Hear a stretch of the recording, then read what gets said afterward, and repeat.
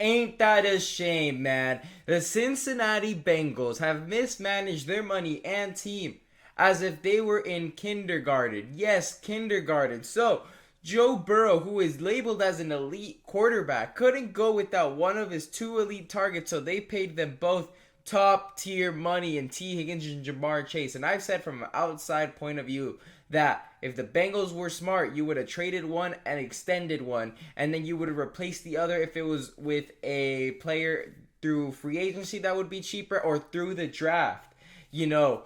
But the Bengals typically did a Bengals thing and extended both of them. And due to them allocating so many funds to these two targets, the NFL sack leader, Trey Hendrickson, has not gotten the extension he's wanted. He's felt as if the Bengals have, ultimately treated his contract situation inappropriately. They felt immature. It seemed like they were focused more on winning arguments than getting him on the field, and the standoff continues. So you already have, the offense set in a sense where your receivers are paid and happy and whatnot. But your best defensive player in Trey Hendrickson, who's been absolutely elite since you've acquired him, literally the NFL sack leader last year, a big candidate for Defensive Player of the Year, and you can't even get his contract situation sorted.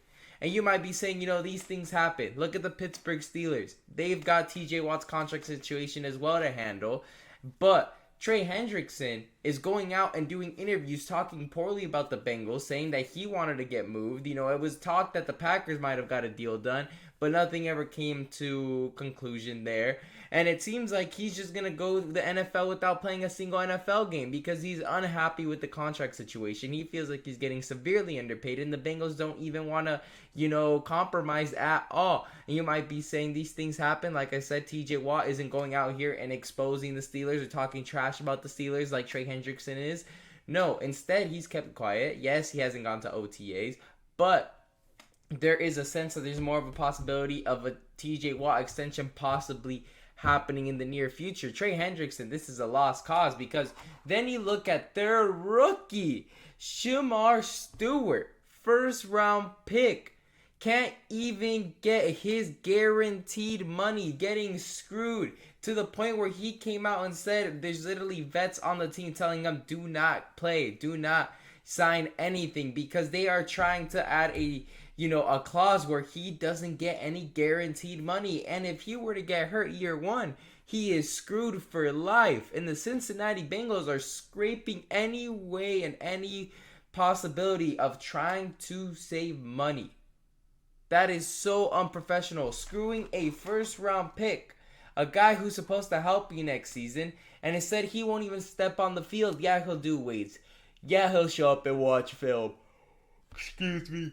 But he won't step on the field in practice because he wants guaranteed money. There has to be a guaranteed, and I respect it. And it's gotten to the point where they might even lose their first round pick here because he's yet to sign that contract. He could opt out of his contract and sit for the entire 2025 season and enter the draft again.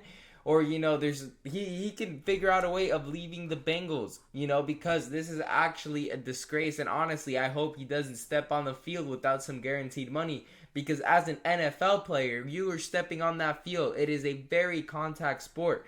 And if you have no guarantee of having money in case something traumatic can happen, we've seen some pretty bad things happen on the field, man. Damar Hamlin, look at that. Imagine he had no guaranteed money and he didn't play football again. He would be screwed. So this guy is being smart, and I actually fully support what he's doing. And I hope if it's not with the Bengals, somebody gives him some guaranteed money because there's actually a risk of your life going on when you step on that field. We've seen some pretty nasty injuries, and guaranteed money is what helps them off the field to be able to have a successful life because at the end of the day, this is a billion-dollar organization. If you can't have some guaranteed money for putting your neck on the line, then you shouldn't even play. And I respect what he's doing. But the Cincinnati Bengals are looking very bad in my opinion. And for a team that has to many an elite quarterback, elite targets, you cannot be having your rookie first round pick and your best defensive player having these situations. And this is just looking like the Cincinnati Bengals might even finish under the Browns this season. But anyways, make sure to leave a like and subscribe. Leave a comment down below. How do you think the Bengals are going to come back from this? And do you think this will affect their season? But anyways, thank you guys for watching. Make sure to leave a like and subscribe.